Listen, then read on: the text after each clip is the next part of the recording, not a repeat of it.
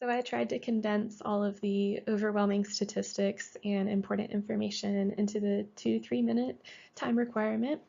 I was introduced to the overwhelming topic of HIV and AIDS through the amazing and emotional work by Jim Wooten. The book is titled "We Are All the Same." I would definitely recommend individuals who are also not enrolled in the public health program to take time to read We Are All the Same.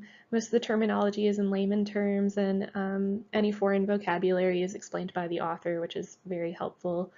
It just helps humanize um, and bring reality to how difficult it is to promote change in healthcare, especially when there's a lot going on politically. And that's why he took time to highlight what was going on historically alongside the characters' lives and how that affected the health of each character. But we're going to focus more on the current statistics and definitions of what HIV and AIDS is for this presentation.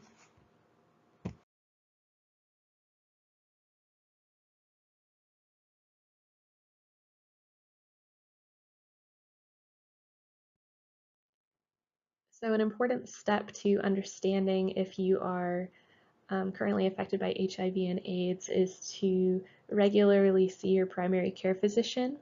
When they complete labs, if something is abnormal in the labs, then they're going to refer you to a specialist for treatment.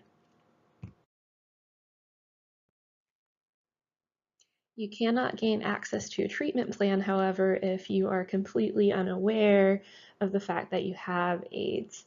So the first step to becoming aware is getting tested, and if you're intimidated about getting tested or afraid of it, maybe go with a group of friends. That's what I did the first time that I went to get tested.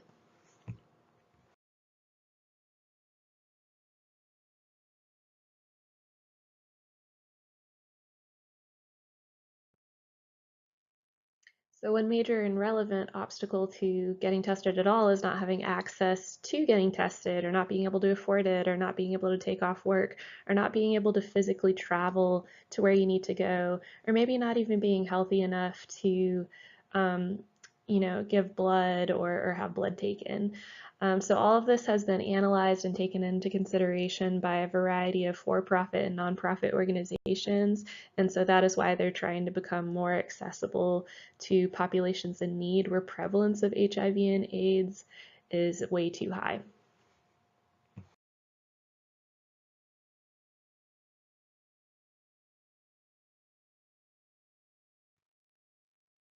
And again, a lot of great and creative minds are collaborating and coming up with innovative solutions to make HIV and AIDS testing more of a social norm instead of a voodoo topic.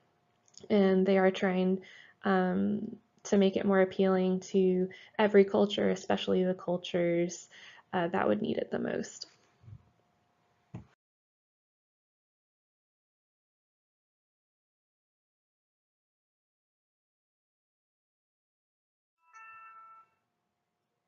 So right now, AIDS is a problem.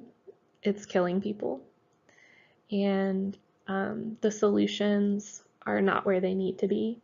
We're failing a lot of individuals, but now that it's more of a disease that's not hidden away or undiscussed, I think we're going to be able to make greater strides towards ending AIDS, and that's definitely a focus of a lot of great organizations, including the World Health Organization.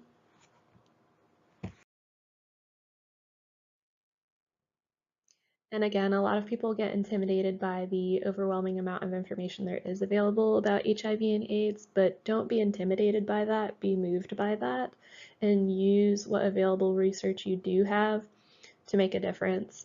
A lot of people get intimidated because they are just one person, but also be empowered by the fact that you are one person and you are in a position to have a valid say and a voice to involve people in your community.